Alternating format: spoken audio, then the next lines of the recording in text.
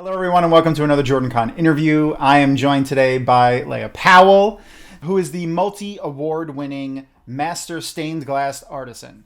She creates a plethora of stained glass wonders that you can see in the background floating there magically. She's got all manner of things from patterned windows to three-dimensional dragons and fairies, phoenixes, fused glass jewelry, and even a literal carousel, which I'll show you in a little while. So thanks for joining us, Leia. Thanks for having me. I can't wait to see some of this stuff at JordanCon. I'm really excited. It's going to be exciting. I'm bringing so much new stuff this year. I've had 2 years of not being there to plan all this out, and I'm super excited. There's going to be dragons that you've never seen before, fairies you've never seen before, and I'm bringing a ton of hanging things. Ooh. So it's going to be really exciting. I'm very, very excited about it. Well, that just begs the question, like, how do you transport stuff like this? It must be insane. You got to have like a house full of bubble wrap. I do actually. Tina Pierce, our wonderful mom of the con, sends me bubble wrap on the reg. And the last time that she sent me bubble wrap, the guy brought it onto our porch and it filled up our whole entire front porch. So these huge rolls of bubble wrap are stored behind my storage building because they would not fit in there. So she is wonderful. She just sends me random things sometimes, but yes, it requires a ton of bubble wrap and a ton of space, tons of Rubbermaid tubs. And, I'm really fortunate to have been doing this for a long time. So I kind of had minimal breakage, but it's really nice to have JordanCon family stay with me the day before and like kind of caravan to there because I can use their back seat. You know what I'm saying? Yeah. Many in 2019. Hands. Yeah, many hands. many hands makes light work. Absolutely. Oh, but man. I can only imagine. Yeah, I actually like when we get to the con and we start unpacking everything, one person's job is just to sit there and roll the bubble wrap, in one gigantic roll and stuff it underneath the table. But while simultaneously resisting the urge to pop the bubble wrap. Exactly. That's exactly right.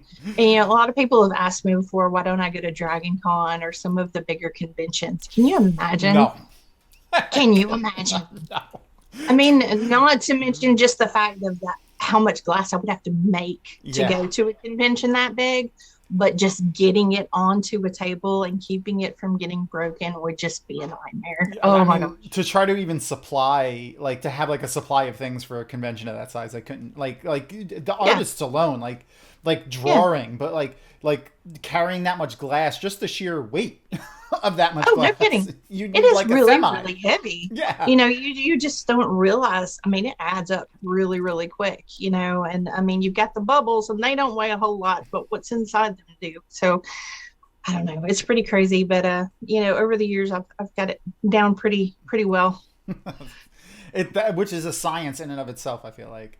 Oh yeah, it's definitely a Tetris thing. Yeah. Absolutely. So obviously stained glass is your focus, but I know that you're also pretty passionate about like dismantling the ideas of like the perceived ideas about what stained glass is and what goes into just all unconventional art medium. So like obviously we could see behind you so all kinds of three-dimensional work. I mean, you have dragons and phoenixes and that box, and I also we might be able to have a little sneak peek or just even just a word about maybe some exclusive JordanCon merch in a little while too, right? Maybe. Okay. Depends on if you're good. So basically, what are some of the things that you try to break the this preconceived idea about what it is about stained glass and unconventional art mediums in general? So basically, unconventional art mediums, are basically anything that's not a painting or like a drawing or even digital media. There's kind of where the mind goes at first. It's like art. Yeah, exactly. When you think of art, you think like museums and art, like paintings on the wall and that kind of thing. But the problem is that the conventions that we all love to attend, have that mindset as well, even though, like, let's talk about, like, not just stained glass, but think about, like Amy Ramonchuk, her pasanka, her like pasanki that she works diligently on. If you haven't sat and watched her method, she's not just painting eggs. This is actually an old world art that I believe is Ukrainian, that she is probably one of the very few that is so good at. You think about Sarah Glassman. She actually takes like fine metal wire and crochets these amazing necklaces. I've seen those. Yes, And I remember. Yeah. and they literally like defy gravity. They're just absolutely amazing. And then you deal with like blacksmithing. Blacksmithing is just an incredibly hard and difficult art, but a lot of people consider it a craft. But when you really diligently spend hours and hours and hours in honing that, it does become an art. And so, what I try to do at all the conventions that I go to is I try to talk to the art department and get them to let me do a panel about unconventional art mediums. So to kind of break down those barriers. With stained glass, when you think about stained glass windows, you're going to think about, church windows. Churches, generally. Yeah. Absolutely, church windows, or these cookie cutter beveled and, clear doorways that you can get at Lowe's for, relatively inexpensive. But the thing about stained glass is the fact that it's really limitless in how you can apply it. And obviously. Yes, obviously. When I first started doing stained glass, it was 1997, and really church windows were where it was. That was where you made all of your money. But to me, I felt like it was better for you to be able to take it at home and enjoy it there, and not just once or twice a week. And I'm kind of an artsy person, and I love epic fantasy in general, so I always wanted to push that envelope, and I have, and that's what I've spent the last 25 years doing. And I could definitely agree with that sentiment. You definitely have. Thank you very much. But if you were to walk up to somebody on the street and ask them how many stained glass artists that they know, how many answers do you think? How many do you think that they would say? Yeah. And it's a dying art. And I've reached the point in my career as a master stained glass artist that my responsibility is to teach more than it is to craft. I'm still making and pushing myself just as much as I possibly can, but I believe that I've really plateaued in what I've honed myself to be capable to do at this point. So my mission now is to train other people to do stained glass so that they can carry on after I can't do it anymore. One thing about stained glass is, it's very hard on your body. It takes a lot of upper body strength. You cut yourself, you burn yourself, you have neck surgery, It's a lot of being hunched over and on absolutely. top of things. Absolutely. And even your own wife, Erin, took a class from me at JordanCon and went on to take a class from, one of your local artists. Yeah, she's really enjoyed it. Which is wonderful, because that is exactly what I wanted to do. That's why I do those workshops, is to get you interested. You have your minions out there. I have my little minions out there. And I do actually maintain apprentices at all times. And the cool thing that I've done lately is I have 2 out-of-state apprentices, and we're doing everything online. So during the pandemic, that didn't slow down. If anything, it sped up, because my 2, Tina Pierce, which we've already mentioned, and Jessica Hansen, who is over the print shop. They actually have their own little studios at home. And we talk about patterns, and I've taught them step by step how to do things. Jessica actually flew here from Delaware and spent a week with me. She wanted to make all the things, and that's exactly what we did. That's exactly what we did. We filled up every minute that we had. And Tina, we've actually, did most everything through video, and they've both been just fantastic. And the goal was for them to start doing stained glass on their own, and they are both starting to draw their own patterns. They're both starting to cut their own things. And usually they only talk to me or ask me stuff when they really get in a bind. And that's the goal, is for them to carry on and kind of develop their own thing. Yeah, and that's so great. Like you don't think about stuff like that, like like a dying art, like you said. Yeah. I saw recently, like there's these old Italian women that are putting their recipes for like their old foods that they would cook, and Right. pastas and sauces that they would Yeah. prepare online to try to teach people, to get people to Yeah. so that it stays alive. And and it's just the virtual medium is just such a great way It really is. to do that. I'm so glad that they're able to continue the Mm. classes, even with COVID being as crazy as it was. That's a huge example of how things have changed too, because those women you're talking about, they wouldn't have shared that information No, yeah, that's a 10 huge years step. ago. There's No, no freaking way. I'm like, get out of my no. kitchen. Yeah, I And the mean, stained glass is no different. to, I went through 3 different apprenticeships before I became a master, and every one of them just kept everything so close to their chest. And, why? I mean, that is one reason why there are so few of us now. yeah, So if anybody wants to learn, I'm willing to teach. So that I that's my mean thing that now. that's a feat in and of itself. Like, Oh, forget yeah. about the stained glass making, just the willingness to teach and the ability to teach Right. well. I mean, I can speak firsthand that you do teach well, because Thank you. Erin's the stuff that she's He's been done doing fantastic. is has been great, and I and know. I'm and so proud of I her. I love it. really. Me too. Yeah. Me too. And I love It- seeing her do something that she enjoys like that. oh, And yeah, it's not, I definitely. mean, not that I don't want to say like it's not hard, because obviously it's difficult, Oh, it is. but it's not something that has like this big wall to get into. Like, obviously you're Oh, going to no. make mistakes, and things won't come out the way you want them the first when you start trying it, Yeah. as with anything. But Hmm. she's not like my wife Erin. She's not like super mechanically inclined. She's not doing woodworking, Exactly. and she Mhm. was able to dive right into this and start Hmm. producing at home. And I Yeah. hope that could serve as a way for people to see that, oh, maybe I could do this too, and Yeah. it would be And great to see another people thing get into about it. Erin is, she took that class from me back, I believe, in 2018. So it's been 4 years now. Man, And she don't she still remind me how knows long it's been. she still knows that if she gets stuck on something, she can either ask me, or she can go to the person that taught her, the other parts of stained glass. All I did was teach her how to cut glass, Yeah. Well, you gave and her the then she, confidence to do it too, and yeah, that's that. Like I said, yeah, like being able to teach, regardless of the subject that you're teaching, to be able to instill that confidence into a student, oh, yeah. to be able to do the thing, whatever the thing is that you're teaching them, Right.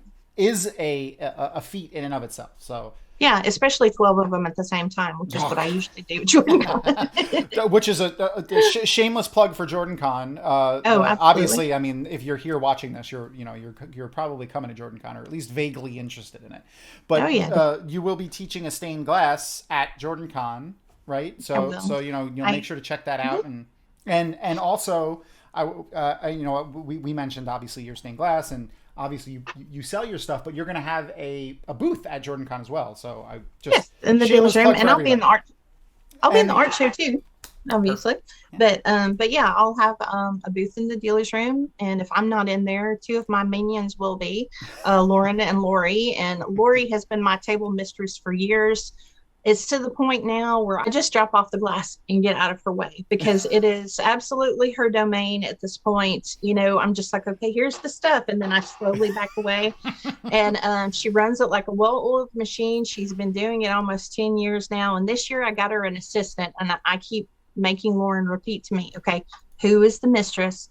Who's the boss? Who do you answer to? I'm trying to scare her, but no, Lori is absolutely fantastic. We've been friends for a very long time, and she knows the stuff just as well as I do. She's fantastic, and I That's great. could not honestly do this without her. So huge props to my hippie that is always at my tables if I'm not.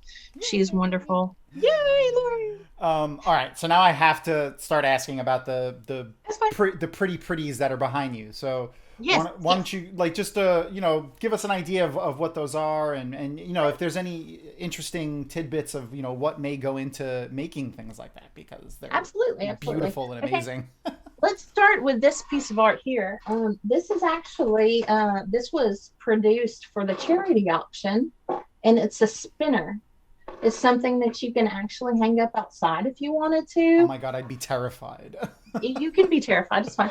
You can hang it in front of your window or whatever, but I tried to do all of the Aja colors just basically as a flame, kind of a throwback to the flame of Tarvalin. So this was actually being in the charity auction. It's really close to 2 feet wide, so it's a large piece. For those who don't know, the JordanCon charity auction, it benefits the Mayo Clinic, It does. and all 100% of the proceeds go to the Mayo Clinic, and we'll have amazing things there, stuff from Robert Jordan's estate, as well as our amazing stained glass, master stained glass artisan. Master stamp. So this is actually something that we started doing a few years ago. Jason Peters, our master of wood burning, actually started working with me to collaborate on pieces to go into the charity auction. And this is what we made last year. And as you can see, this is the mat box. So not only do you have, you can pronounce this better than I can. Yeah, it's just basically it's time to roll the dice in the old tongue. This box is actually pretty sizable. I believe it's like 8 inches by 8 inches by 8 inches, but it has the fox medallion. This is the Ashendari mats, and then we have the band of the red hand, and of course his hat. Oh, yes. And all the way around. So this is actually a hinged box. I like to put lights inside of it and put it in a dark room. It's pretty fabulous, a little dusty right now, but I'll clean it up before the con. But this is also going in the charity auction. So this is something we are donating. And actually last year there was someone that was interested in this for $500. And I talked to Jeff about it. He's like, let's put it in the auction. Let's just see what happens. Yeah. This is quite the feat of engineering, and it's from 2 different artists. And Jason also did even burn his initials there. So this is a pretty exciting piece. I'm excited for everybody, especially the big Matt fans, to take a look at. You might have to beat Maria Simmons away with a stick. Well, I will let them do that. I don't want to go to jail. So this year I actually have a flying dragon that his name is Drethelsar, and he has a little jeweled eye, and he is actually pretty cool. I've sold probably more of these in pre-orders than any of the other ones. Okay. But stuff like that. I got one here. Oh, I have. He's a real handsome guy. Yeah, that is. I actually have the image for that one that I will pull up now for people to see. Sure. And he's just, it's great when you can use your vertical space. Stained glass, especially with the cats or animals that like to jump up on your glass, you can hang this up really high to where, they can't get at it. And this is the first time that I'm actually offering hanging dragons. So he's been a popular guy this time. Let's see here. This is a new dragon as well. This is Blasisith, and he actually has 7 heads. Ooh. So just building this casting by itself is kind of a thing. But his wings are a new style. I'm trying to go a little bit more rounded now with multiple colors of iridescent glass. And he's very, very cool. I really like him a lot. So this is Ari Chuck. This is actually named after not only Amy Romanchuk, but Aurelia. And everybody should know who she is, Aurelia Daniels. So, and this is actually a very curly dragon. So anyway, he's very, very cool as well. So, when I have larger dragons and smaller dragons and whatnot, I can't not talk about Rigney. For a long time, I had a dragon named Jordan that everybody bought, and they stopped producing that casting. Apparently, the mold got to the point where they just couldn't make anymore. So this is his little replacement, and I've played a lot with his wings, but they're very scooped out. It's kind of hard to tell that. But so that's Rigney, and he's just a little guy. And the mold is for obviously, I'm just clarifying for our friends that are watching. The dragon is for the dragon, and then you actually do the stained glass on the wings and and these are actually Right. These are my own patterns because like the wing that they would have originally wanted him to have would be Yeah. like this big and be Yeah. flat. Yeah. Nah, we Nah. don't do that. Nah. Nah. We That's don't do much more beautiful. that. Yes.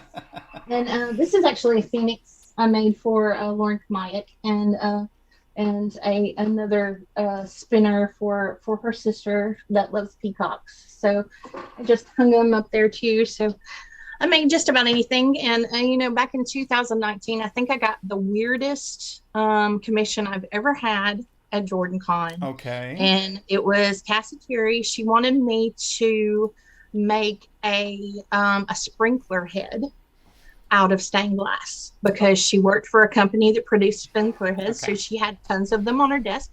I made her a pink one. So she can show that to you later. But it was the craziest thing probably that I've ever been asked to make. But hey, whatever. Hey, Challenge listen. Hey, that's at least mild. There no kind of lewd X-rated requests yet. I've been asked to make some weird stuff sometimes. Don't get me wrong. I'm not kink shaming or anything, No. but their head's fine. Yeah, that's fine. But anyway, that's almost on the same level as like so for some of the author guests I was asking like, oh, what's the weirdest thing you've ever had a request from a fan, or had a fan say to you at a book signing, because I've heard some weird stories about that too, but that's right on that same line. Oh yeah, absolutely. Absolutely. Yeah, there is actually a stained glass group on Facebook called Inclusive Stained Glass. If you're ever interested in seeing some of the wild and crazy, that's where you go. I'm always interested in that. So, all right. So also, like, what does being a master stained, like, what goes into that? How does one get recognized as a master in a craft? Like, I don't know if it could be applied to any craft, but specifically, how did you become like recognized as a master in stained glass? Yeah. Well, the thing about stained glass is there are many types of stained glass artists. So really, it can be different for every artist. Generally, people consider if you've hit 10,000 hours worth of work that you are considered a master at that point. I don't agree. And the reason for that is because there are some people that have been doing stained glass for a long time that have never gone outside of their box of things that they learned like right at the beginning, and they're still asking people how to do things and that kind of thing.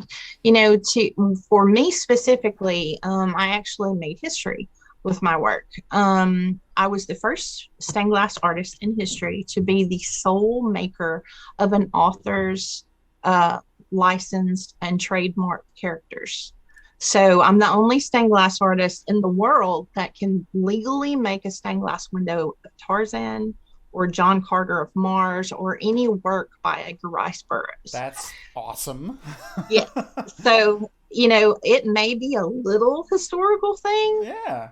But it was my historical thing. Absolutely. And, I went through 3 different apprenticeships before I opened Wildcat Mountain Artistry. And, to me, when I stopped having to Google things and stopped having to ask other artists how to do things, and I started branching out and doing my own thing, which honestly was about 10 years into my 25-year career, I believe that is really when it was classified, but it was really, you dotted that I and crossed that T when that happened. Yeah. And I really am thankful to Edgar Rice Burroughs Incorporated for making that happen for me.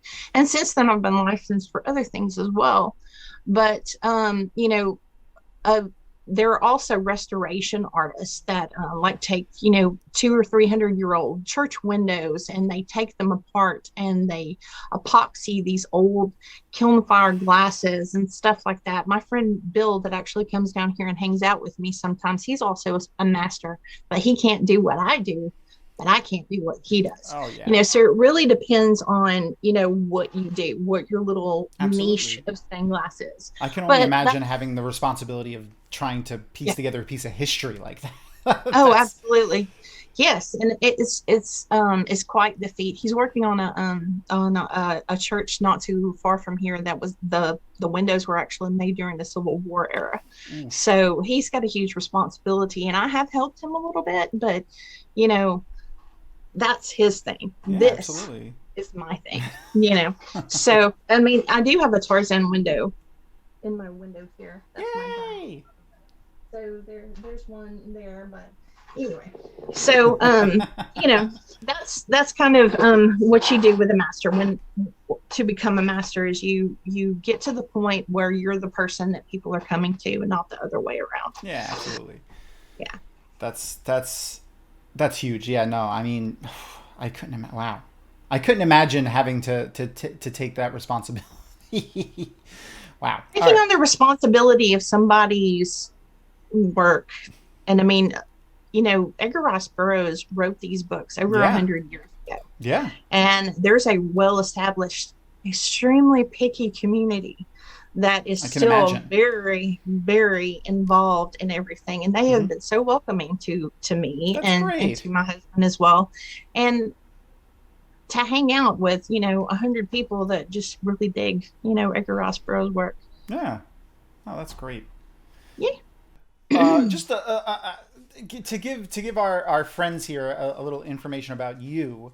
What is something that you like enjoy, you know, in your own personal time? Like, what do you nerd out about? Movies, books, games, whatever your heart desires.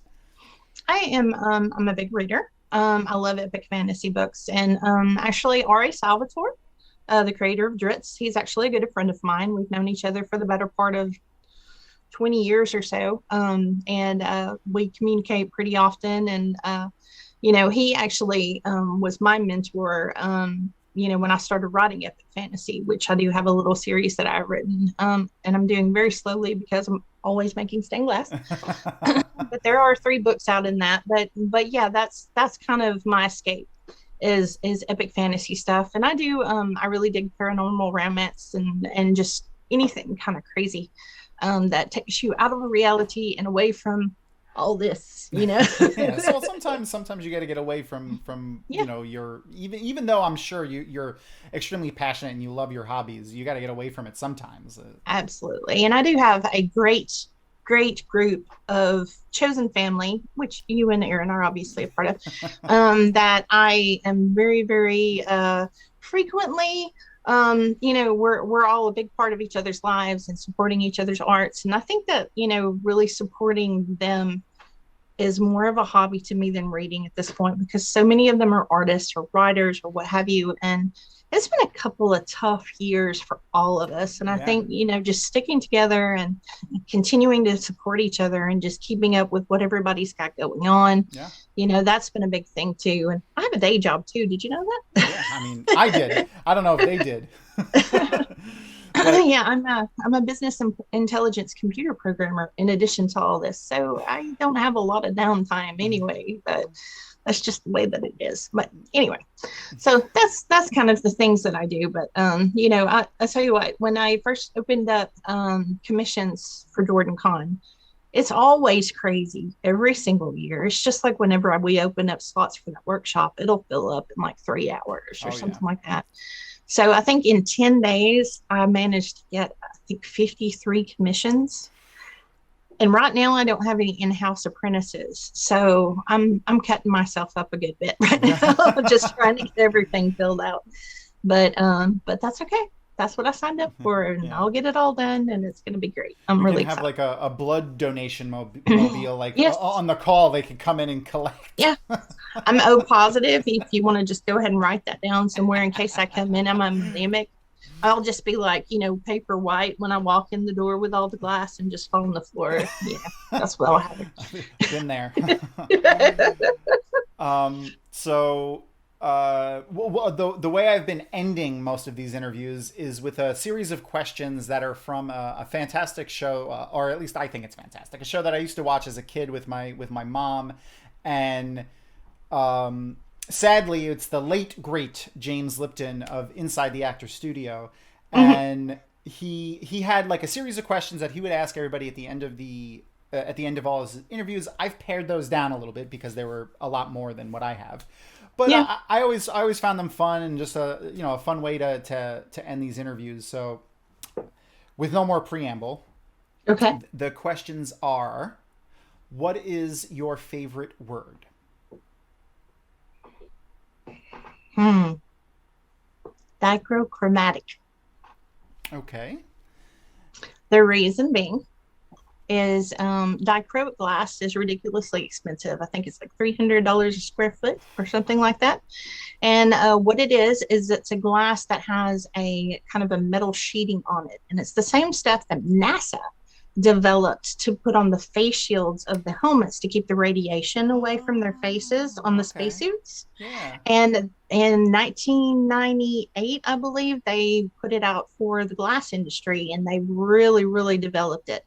So if you ever go to look at my fused glass jewelry Mm-hmm. and you see some really sparkly stuff, that is dichroic glass. Okay. So Okay.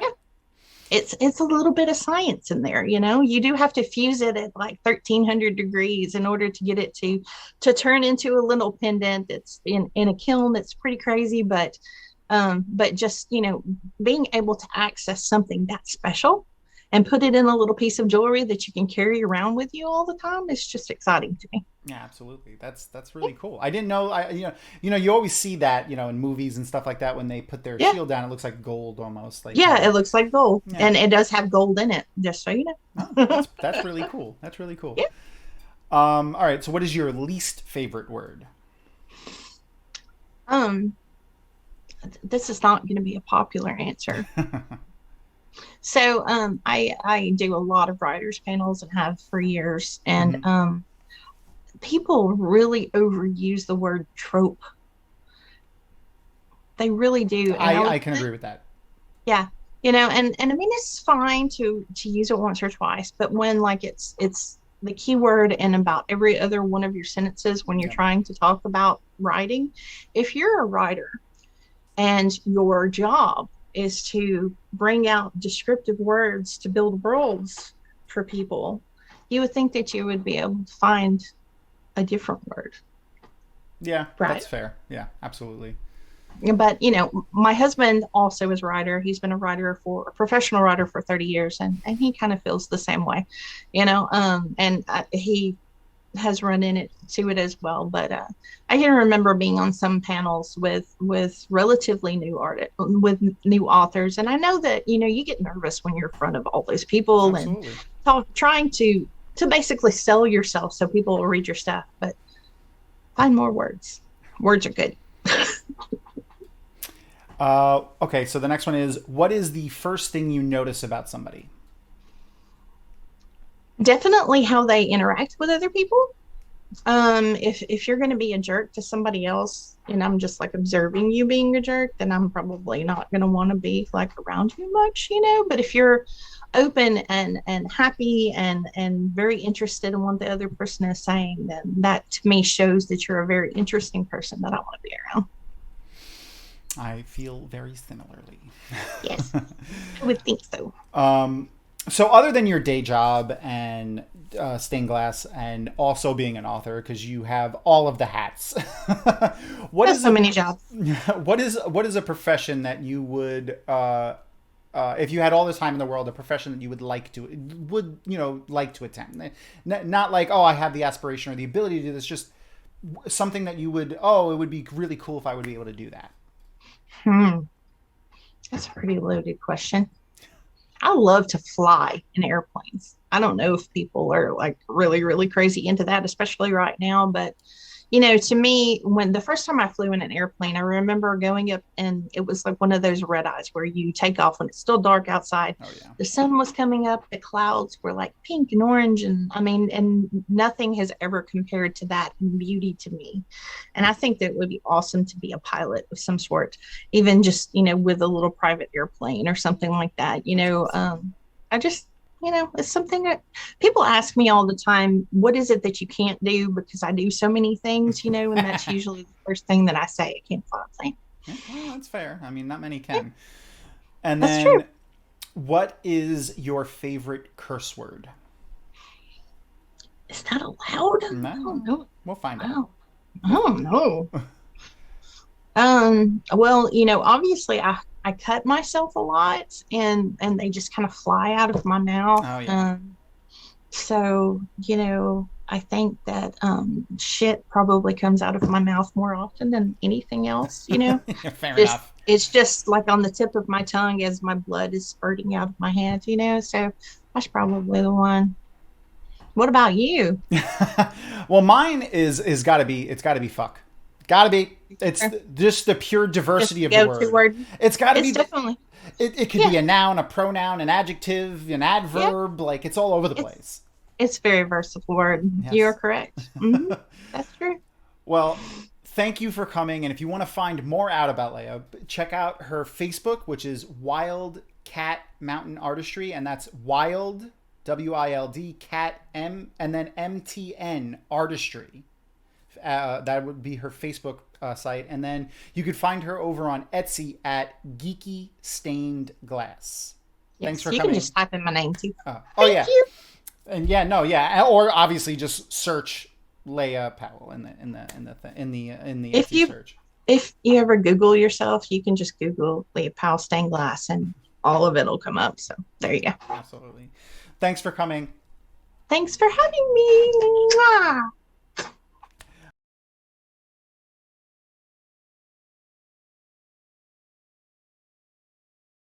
I hear, Leia Powell, that Yes. you are possibly doing some sort of exclusive merchandise for JordanCon. Can you Yes. maybe give us a little tidbit about that?